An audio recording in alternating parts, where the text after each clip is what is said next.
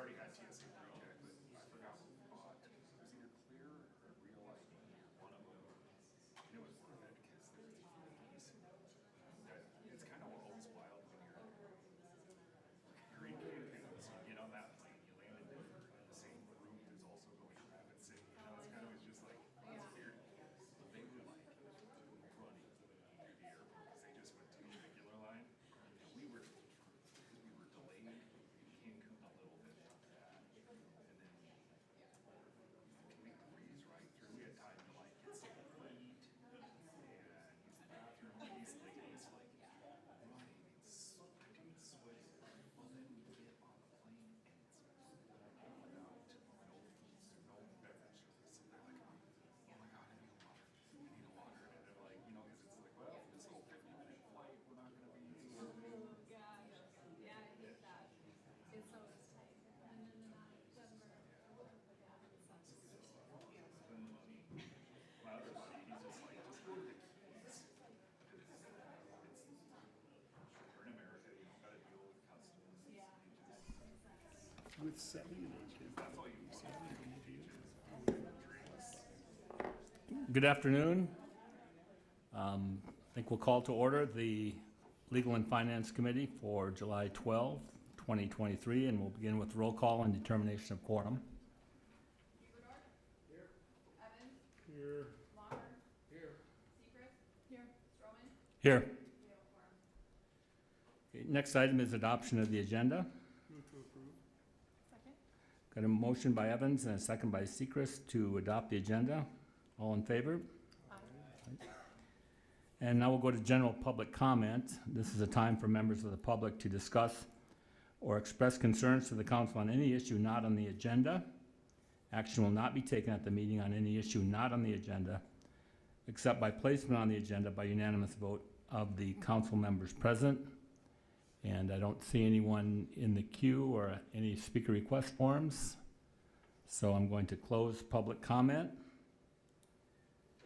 And then the next item will be approval of the minutes for June 28th, 2023. Can I get a motion on that? Motion to approve. Motion by Sechrist, second by Evans. All in favor? Aye. Okay, next we have items from the Finance Department, and we'll go to Finance Director Daniel Ainsley. Thank you very much, Mr. Chair. Items really 2, 3, 4, and 5 are all in regards to our community development block grant division. We do have a representative here. These all have gone through the process and are amendments to extend their contracts for various amounts. For behavior management is for $21,500. For Wavy it is $35,000. For behavior management it's $56,256, and Western South Dakota Community Action is $80,000. The next item is authorizing the mayor to sign a letter of support for Elevate for a tech hub grant. I think it's important to note that there are no city funds that are going towards this grant.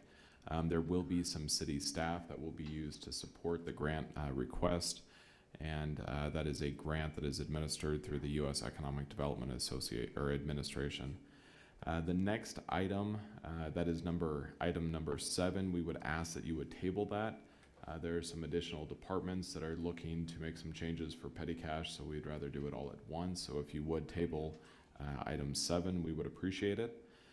Item 8, the general fund cash balance report. There were some fairly significant changes. If you read through that, the under undesignated cash balance for the general fund, there's about 8.8 million. And the Treasury report, that's the one that actually has some fairly significant changes. Our cash balance has been reduced by quite a lot, but that's simply because we moved funds over to higher interest-bearing accounts, some CDs. And so when you see next month, you'll see further action towards that, and you'll continue seeing more action towards that as we're just reducing a little bit of our liquidity, but we're getting far higher interest rates for the taxpayers. And then the last item, number 9, our sales tax reports for the month of April. Our tourism, or triple B, sales tax was up 5.2% for the month. For the January through April period, we are up 5.5%. That is an increase in tourism tax dollars collected of $85,500. And the 2% general sales tax, April we were up 2%. The January through April period, we were up 3.6%. And that is a growth in tax dollars collected of $809,912. Any questions?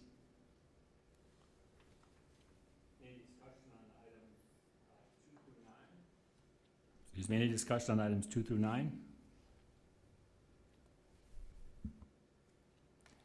Seeing none, I'd entertain a motion on items 2 through 9. I'll move to approve with the exception of 7, which we should table. Okay, Can we do that all at once? I think we can. So there's a motion by Evans to approve items 2 through 9 and table item 7. Got a second by Sechrist. All in favor? Aye. Okay, motion carries. Next item, we'll go on to Human Resources and Director Strout. Thank you. At the June 28th Legal and Finance Committee meeting, the HR team presented an adjusted benefit package for employees. That was continued to this meeting, but what we're asking today is another continuation without a date. After talks with Mayor Solomon and some members of this body, it was deemed it was not the right time to bring this forward. We want to do some educating with the new council members. There were some questions for the old council members, and then some education with the new mayor. So we're just asking that this item be continued and will be brought back when we're ready. Any discussion from council? Do we even need to act on it or support it? I would appreciate if someone would make a motion to continue this item indefinitely. Continue item 10. Motion by Evans, second by Maher to continue at the suggestion of Director Strout. All in favor? Aye. Aye. Okay, motion carries. Community development.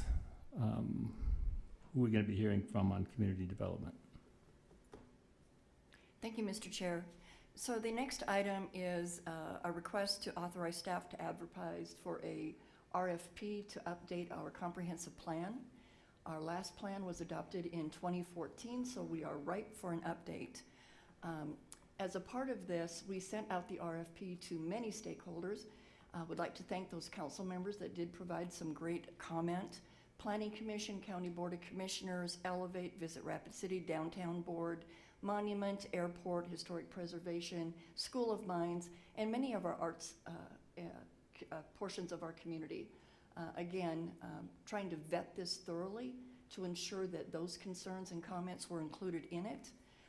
Our proposal today is that you do authorize us to advertise the RFP. If you'd like more detail about the vetting process and the timing of this, Sarah Hansel's in the audience and can provide that.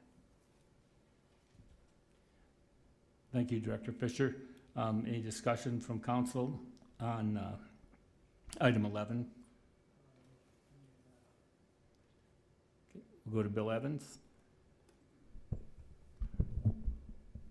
Thank you, Mr. Stroman.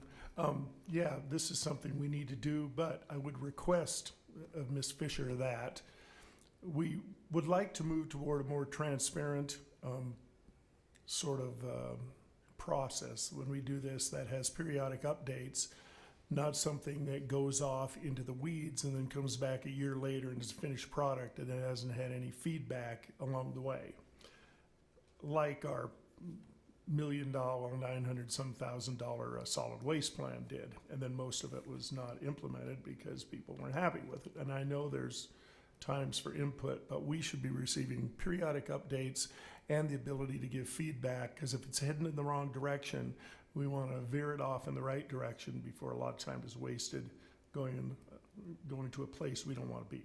So I would just ask that we change our process, and I think I'd get concurrence from everybody up here that that is a positive way to do things. So I would just ask that of you, and I don't know what we need to do to make sure that that happens, but we'll be talking about it in the future amongst ourselves, okay? Thank you. Go to Lindsay Sechrist. Thank you, Chair. Thank you.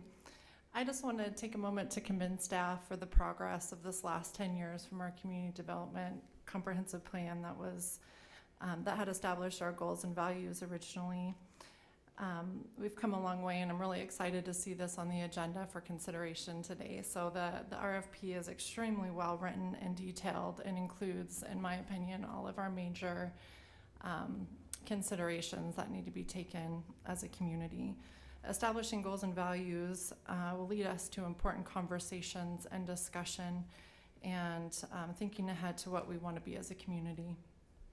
I am in agreement with Bill, Mr. Evans, that we need to have a system in place for not only maybe quarterly check-ins for our goals and progress that can be made, but also a 5-year dust-off or future long-term considerations for our goals and values to make sure that they still align with what we're thinking collectively as a community.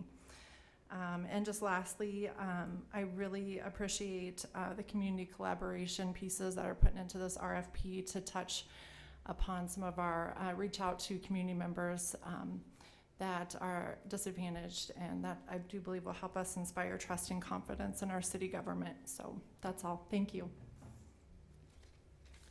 Thank you. Any other comments from the council?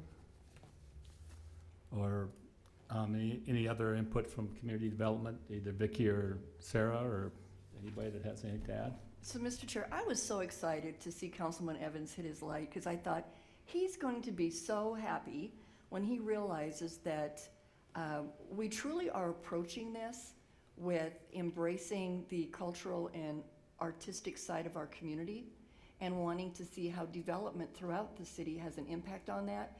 And that's a big component of this comprehensive plan. And hats off to Sarah for looking at it from that strategy. But that was brought to the forefront, and we were counting on you championing that today at today's meeting. So maybe take another look at that. I think that we're going to see some improvement in the perspective of what those goals should be coming forward as our city is growing and advancing, and we want to ensure that it's growing and advancing in the right direction. Okay, thank you. Go to Lindsay Sechrest again. Oh, no, I'm done. Oh, okay, you're Can I done? turn this off? Okay, there's no other discussion.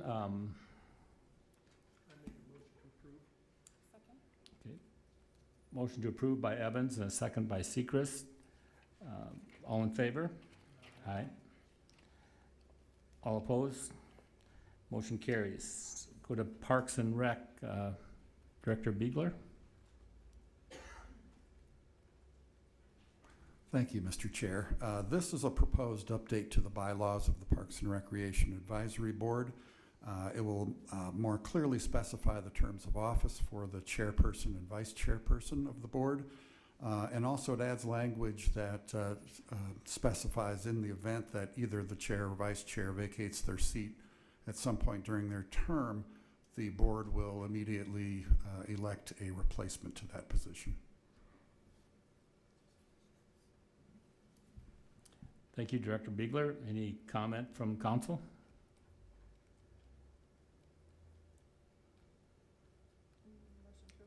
Okay, motion by Sechrest to approve the update to Parks and Rec Advisory Board bylaws. Do I get a second? Second by Bieberdorf. All in favor, say aye. Aye. Opposed? Motion carries. And that's the end of the consent calendar. Now we go into non-consent items. And there's only one item in non-consent. I'll open public comment. And there doesn't appear to be any request for public comment, so I'm going to close public comment, and then I will go to City Attorney Joel Landine.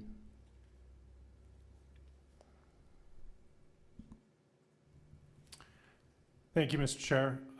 This ordinance would reinstate runoff elections. I think it's no secret that during the previous election there was some concern because when you had 4 candidates running for mayor, somebody could be elected mayor with, say, 20 or 30% of the vote. I think it highlighted the issue to a lot of people. So I know Mayor Solomon made it one of his priorities when he got elected. So during the transition, we discussed it and agreed to put this on. Having talked to some of the council members, I think there's also support for it. So all of the elections, including aldermen, if you adopt this ordinance, would require that whoever was elected receive a majority of the vote. So there would be runoffs for aldermen and for mayor again. Thank you, Joel. We'll go to Bill Evans. Thank you, Mr. Stroman. You know, I find this almost humorous because this was one of the first things we voted on 4 years ago when I went on the council, and I thought, why are we changing this? And I honestly don't remember how I voted, but I remember thinking, well, that's a peculiar thing to want to do. I also found it strange that during this election, many of the people that really championed that change were all of a sudden against that because they thought that at this time the election was not going the way they thought. So I'm not opposed to the fact that we go back to that, but we had better make sure we're not just flipping things around to accommodate, you know, the sort of the feeling of the month club or something, because next time go around, somebody's going to say, geez, why did we do that? Now, I think it would help if we had a little bit more justification other than people were complaining. I mean, the logic in the first place, I believe, and it was heavily championed by Mayor Allender, was to save money. If I'm not, I might be incorrect there. And so I do think before we go implementing a new ordinance or changing things back, we really need to have some justification and rationale behind it rather than just somebody don't like it. So I think we need to do a little more exploration before we go approving anything like this. That's my feeling. Thank you. Go back to City Attorney Joel Landine. Thank you, Mr. Chair. You know, I've obviously been around for a long time, so I've seen this evolve. Under state law, it used to be mandatory that there be a runoff election. And then in about 2009, the legislature changed the law and made the default that there not be a runoff election. And I think the only real argument, as Alderman Evans pointed out, was a financial one. And it does cost money to have a runoff election. And there are times where, you know, in the future, if we do this, we could look at it and go, did this really make sense? I think in 2019, looking at it, there really hadn't been more than 2 candidates for mayor. So when people were thinking about the elections, they were really looking at the aldermanic elections. And it is $25,000 or $30,000 for an aldermanic runoff. And I'm not sure if it's that much, but you know, tens of thousands of dollars probably for a runoff election when it's a couple hundred votes difference and somebody had 40% of the vote or over, and they thought, hey, maybe this doesn't really make sense.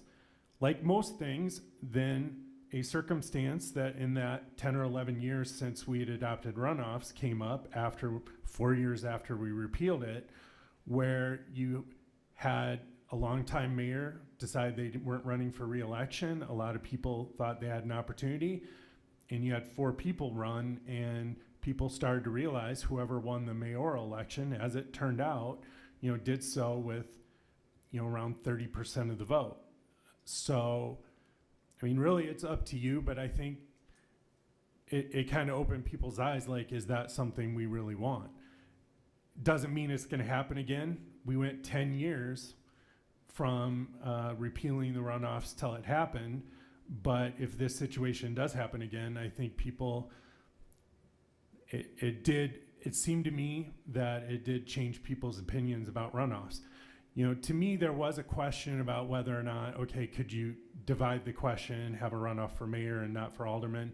I think the statute, the way the statute reads, if this were a law school final, I'd say no. You either have to have runoffs or no runoffs, that you can't split it. And again, in talking to the mayor, he felt strongly about it, and that, you know, I'm sure you guys have heard from your constituents. So it's just really a policy question at this point.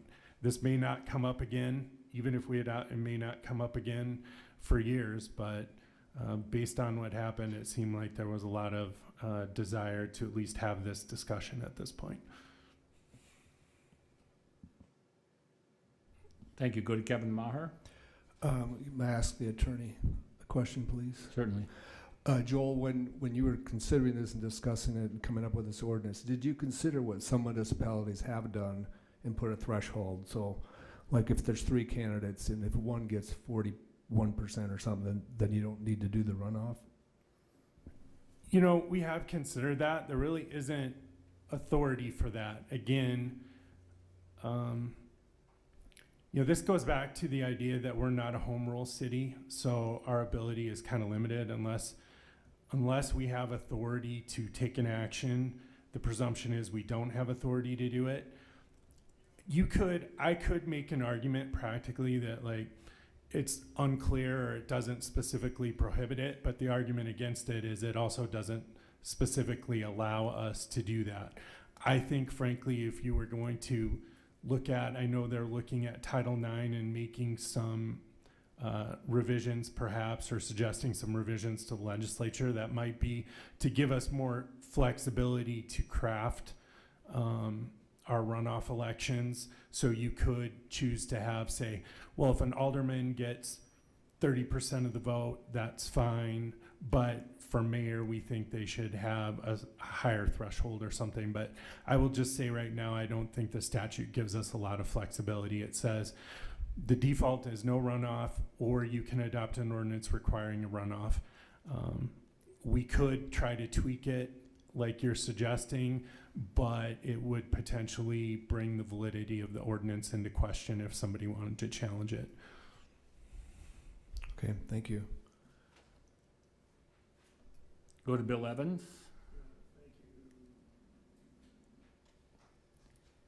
Thank you, Mr. Drummond.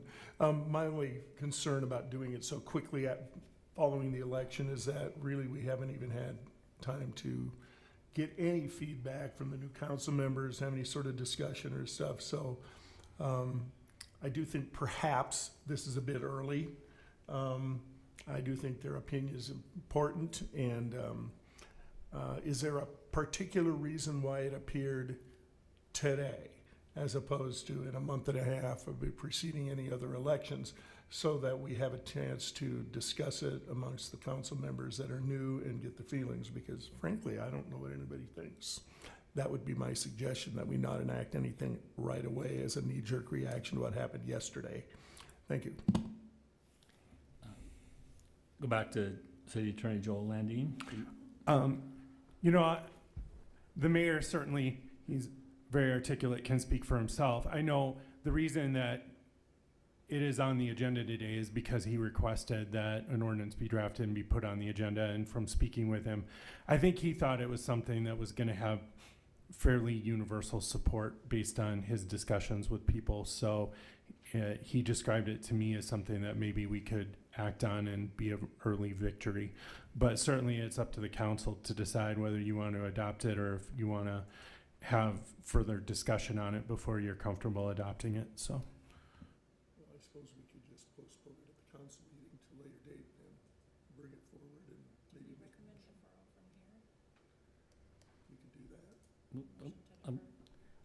I gotta go back to Joel. I think he's been listening in. Oh, you don't have it? Okay.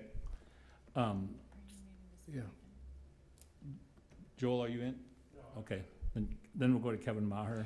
Well, I just wanted to say that while I was campaigning in Ward 3, there was no bigger issue than having the runoff put back. So I will support it, and I don't think we need to wait because we have to have it done before the end of September for it to affect next year. I don't even know if there's a council election next year, but I will certainly support this ordinance. Thank you.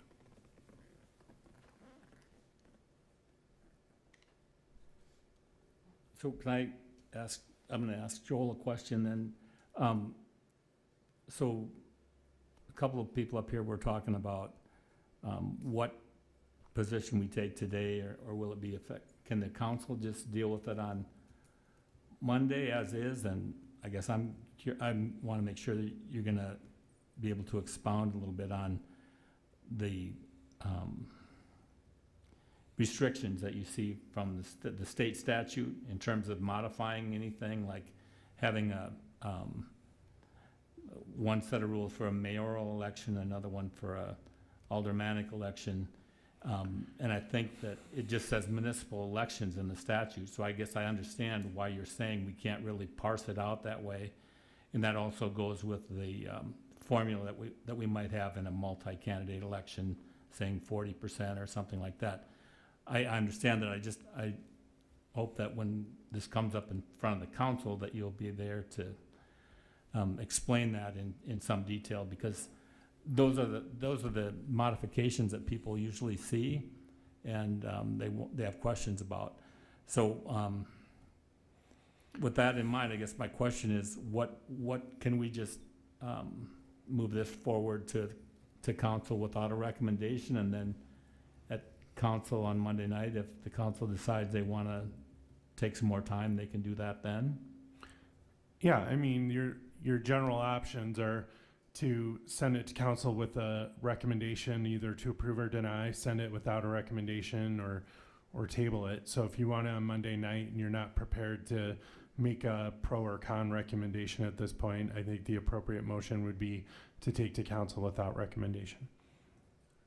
I would make a motion right now. Okay. Excuse me, Bill Evans made a motion to send the issue to council without a recommendation. Is there a second? Second. Second by Sechrist. So the motion is to send the proposed ordinance to council, the next council meeting, without recommendation from this committee. All in favor? Aye. Opposed? That motion carries. Joel, do I have to read it in? No, I think. Okay. So that will go to council without recommendation. Correct. And then it won't be on the consent calendar either. Okay. Okay, the next item on the agenda is alderman items. Does anybody have any alderman items that they want to bring up at this point? If not, I'd entertain a motion to adjourn. Motion to adjourn by Evans, second by Maher. All in favor? Aye. Okay, we're adjourned. Thank you.